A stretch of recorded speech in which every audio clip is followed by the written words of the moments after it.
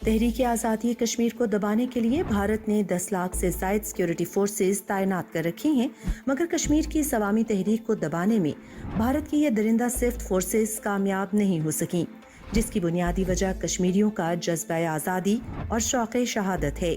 کشمیری قوم کسی بھی صورت میں بھارت کا جبری تسلط قبول کرنے کے لیے تیار نہیں ہیں۔ بھارتی مظالم انہیں حق خود ارادیت کا مطالبہ کرنے سے دستبردار نہ کر سکے ہیں اور نہ ہی کر سکتے ہیں، کیونکہ کشمیر کی یہ بہادر قوم زندگی کی پرواہ کیے بغیر بھارتی ظالم اور جابر افواج کے خلاف نبرد آزما ہے اور یہ عزم کیے ہوئے ہے کہ قابض بھارت سے ہر حال میں خطہ کشمیر کو آزاد کروانا ہے۔ کشمیریوں کا کہنا ہے کہ وہ بھارت کے ساتھ کسی بھی صورت نہیں رہ سکتے۔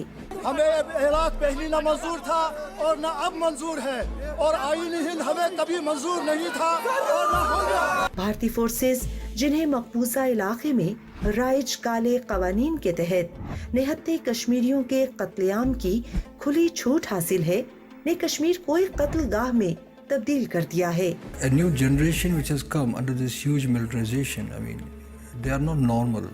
People in Kashmir are not really normal.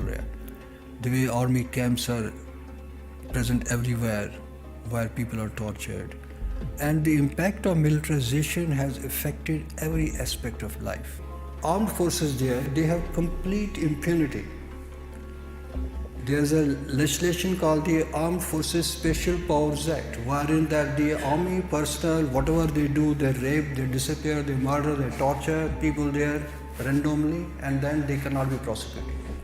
کالے قوانین کی آڑ میں کشمیریوں کے حق خود ارادیت کو دبانے میں بھارتی ظلم و ستم اور جبر و استبداد ناکام ہو چکا ہے، بلکہ یوں کہیے کہ ظالم بھارتی افواج بہادر کشمیریوں کی قتل و غارت گری کرتے ہوئے تھک چکے ہیں اور کئی بھارتی سپاہی نفسیاتی مرض میں مبتلا ہو چکے ہیں۔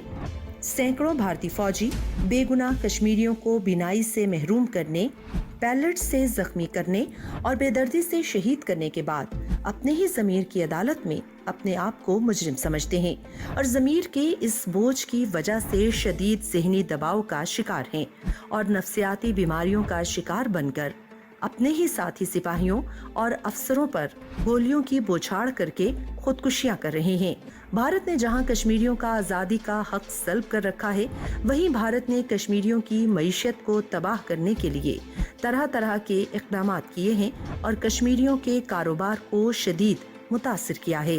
بھارت تحریک آزادی کشمیر کو دبانے کے لیے کشمیر کے حالات کو خراب سے خراب تر کر رہا ہے۔ بازاروں کی رونقیں ختم ہو چکی ہیں۔ بھارت کو یہ حقیقت تسلیم کرنی چاہیے کہ طاقت کے بلبوتے پر کسی بھی قوم کو دبانا ناممکن ہے۔ کشمیری جو بھارتی گولیوں کے سامنے سینہ تان کے کھڑے رہتے ہیں، اس بہادر قوم کو دبانا کسی کے بس میں نہیں ہے۔